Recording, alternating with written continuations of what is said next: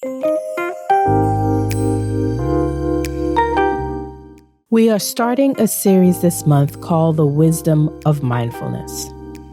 So all month long, in addition to talking about the faculty of the month, which is wisdom, we're going to be focusing on the key for this month, which is mindfulness. We're going to be doing some mindfulness meditation and engaging in some mindfulness exercises that we can use to help us with expanding our meditation practice and finding that peace and that calm and finding that intentional awareness that will help us in our daily lives. So first, we're going to talk a little bit about wisdom. Wisdom is the faculty for the month of April. The color is yellow, which is perfect for this time of year. That beautiful sunshiny yellow, that reminds us of the sun and that vitamin D that we'll be able to get more of during this time of year. The location is the pit of your stomach or your solar plexus, right there underneath your rib cage. Some people call it your craw. And the disciple is James, son of Zebedee. So when we're talking about wisdom, we're talking about spiritual judgment. Now, I like the term discernment better than judgment because sometimes that word can have a negative connotation. So discernment. Spiritual discernment is being able to receive and accept the wisdom that is being imparted to you in each and every moment and using that to move through whatever experience you're having at that time. Whatever conversation you're having, whether it's a work conversation or a relationship conversation with family, friends, coworkers, neighbors, or even a stranger. If you're just passing them in the street, discernment allows you to respond in the best possible way. Having that spiritual discernment, that understanding, and I'm not just talking about intellectual understanding, it goes beyond that. We have to have the wisdom that we get from our entire being, our mind, body, and soul. All of that is constantly receiving information from the universe, information from spirit, that wisdom from spirit that helps us to know how we need to respond, how we need to move, what we need to say, and what we need to do. That's what wisdom is. And we often get that feeling in the pit of our stomach. That is why the solar plexus is the body part for this month. We often get an intuition about something that we can't rationally explain, but we know to be true. Whether it's to not go down this street or when you walk in a room, you feel the energy in a particular type of way. That is all the information that you are getting, all the wisdom that you're receiving from the universe. It's often translated in the core of your stomach, in your solar plexus. So your intuition tells you that you should go up and speak to that person. You just know you should turn down the street, or you just know you should leave this room, or whatever it may be. So that is what we're talking about when we're talking about wisdom. So your intuition plays a big part in that. And being open to and trusting your intuition and trusting the wisdom and trusting that you can discern and decipher what is being imparted to you is so often what makes a big difference in our lives. See, we have so many distractions, so many challenges. We have so many feelings that can cloud our ability to discern what we're being told, what is being showed to us. And that is why mindfulness is such a wonderful counterpart to wisdom. So, what is mindfulness? Well, the Greater Good magazine from the University of California at Berkeley says that mindfulness means maintaining a moment-by-moment awareness of our thoughts, feelings, bodily sensations, and surrounding environment through a gentle, nurturing nudge. And I would add to that, a gentle, nurturing, non-judgmental lens. In other words, mindfulness allows us in the now moment to be aware and assess what is happening in us, around us, and to us, mind, body, and spirit. It helps us with wading through and cutting through a lot of that distraction and a lot of that muck and mire and a lot of that anxiety and all of that traffic that goes on in our minds and in our lives and in our environments. so that we can better discern what Spirit is trying to tell us, better discern what the universe is sharing with us, and better use that information to move through life, move through each and every experience that we're having. So that's why I really appreciate mindfulness. It is building up our practice of mindfulness that can help us strengthen our faculty of wisdom. And that sounds like a win-win to me. So, each week of this month, during this mindfulness series, we're going to do a mindfulness meditation and a mindfulness activity to help build up our mindfulness practice, our awareness, and strengthen our faculty of wisdom.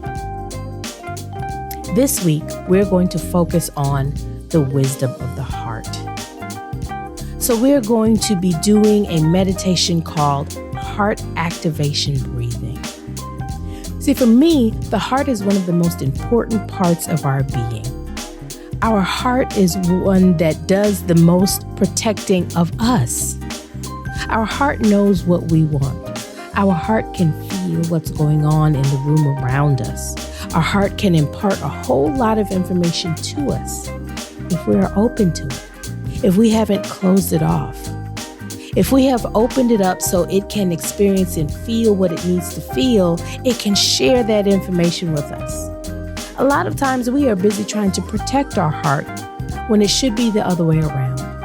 Our heart protects us. Our heart doesn't need protecting.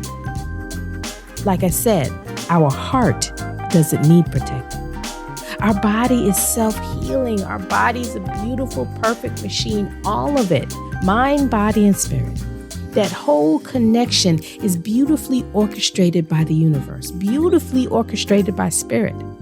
And that part of us is really there to help us understand what is going on for ourselves. That's what our heart does.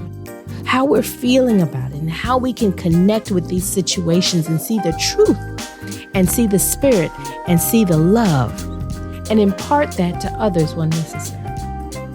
So, it's the wisdom of the heart that we really need to be able to hear and mindfully listen to. So, our mindfulness homework for the week, it's called Daily Routine. So we're going to start off easy this week to build up our mindfulness practice. With this activity of being mindful, you don't have to do anything extra. That's the beauty of it. You don't have to do anything extra. You don't have to go out and get anything like that. You can be mindful in your daily routines, in your daily activities, whatever it is that you do. So, if you have a cup of coffee or a cup of tea every morning, I want you to be mindful in having that cup of coffee or cup of tea. I mean, really mindful. So that doesn't mean saying, okay, I'm going to make my tea and I'm going to let the water brew and I'm going to go brush my teeth while I'm doing that. Then I'm going to go ahead and pack my bag together that I need to take to work and all that kind of stuff. No. It means make your coffee or make your tea and that's it. Go ahead and experience what it is to fill your kettle with the water or fill your Keurig machine or whatever it is with the water and sit there and see it and hear it and listen to it as it heats up, as it makes that cup for you. Whether you have it in an electric kettle or a Keurig machine or you're doing it on the stove or whatever. How does that feel? Experience what it is to allow that water to heat up. And then experience it being poured into your cup. Are you using ground coffee? Are you using loose leaf tea or bag tea? What is it to have that experience of allowing that cup to be filled up and you see the steam coming up and all of a sudden you smell the aroma? What is the shape of the cup that you're using? How does it feel in your hand? For some people, it's not even drinking the coffee or the tea. It's just the smell that wakes you up. What is that feeling? What is it to experience that aroma growing through your nose and down through your entire body? What is that experience for you? Where do you have your coffee or tea? Do you sit down at a table or near a window? Do you stand up in your kitchen? Wherever it is, what is that experience around you as you're having that coffee or that tea? And when you're taking that sip, that first sip of coffee or tea, what does it taste like? How does it feel on your tongue, that heat, that warm liquid on your tongue? How does you feel as you sip and as it goes down your throat? What is that experience? How does it feel mindfully? Enjoy the cup of coffee or tea that you have in the morning. Or you can even do it with brushing your teeth. So mindfully brush your teeth. What is that experience? Where do you keep your toothbrush and your toothpaste? Is it in a drawer? Is it in your medicine cabinet? Is it on the counter? What is it the experience of taking that tube of toothpaste and putting it on the brush? And what does the bristles look like and feel like on your gum and on your teeth? What does it taste like? How long do you brush your teeth? What parts of your mouth do you use? Do you brush your tongue as well? Mindfully experience what it is. And then how does it feel after you've done that and your mouth is freshened? How does it feel when you go ahead and gargle, right, with your mouthwash? What is that experience? Just be mindful. Just focus on this one task. Only this one thing. That means you are releasing any of the distractions that may be going on. It allows you to practice this idea of mindfulness and on focusing on just this one thing. You don't have to do anything extra. It is whatever activity that you normally do.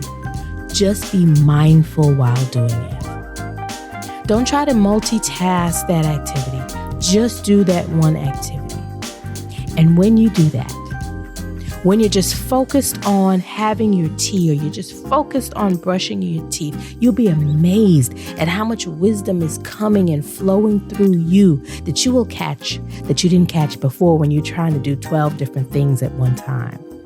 But just focusing on that one thing allows clarity to come, allows all the distractions to fall away, which then allows you to really get that direct connection and alignment with what spirit and what the universe is sharing with you. So that's what mindfulness does for us. So I would like you all to do that this week. Just one activity.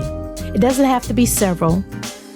Just try doing that one activity for at least 5 days this week. And just be mindful. It doesn't have to be the same activity every day or every time. You could choose a different activity, but just one of your simple daily activities. Nothing special, nothing extra. It could even be walking from your bedroom to your living room. What's the difference in the temperature from one room to the other? Do you have to go upstairs or downstairs? Is one room brighter than the other? Does one have plants? What's the color scheme in one room versus the other? What is the experience? So again, it's the simple things. It's one simple activity. I'm not asking you to do anything new or anything different than what you normally do. Just be mindful in that activity. And then journal about it. How did it feel to you? What was the activity you chose? What did you notice about the activity that you had never noticed before? What did you see? What did you experience that you had never seen before, that you didn't even recognize was there, or that you didn't recognize that you even did in that activity? What was it? And then what was the feeling right afterwards? When you were done and you recognized that, wow, this is how it feels. Sometimes you recognize that you really enjoyed doing something you didn't even know. For some people, it could be washing dishes or just the feeling of the water and the suds on your hands can be enjoyable to some people. So just journal about what that is. And if anything else came up to you as a result of it. So that's what I'd like you to do this week. This is an opportunity for you to practice that mindfulness. Get that focus so that when you are performing any activity, when you are engaging in any conversation, when you're having any experience, you can really get the fullest experience of it. Be fully aware and present in that moment, in that activity. And the richness of the activity, of that experience, or that interaction with that person will come through greater than you had ever seen before. Let's try it.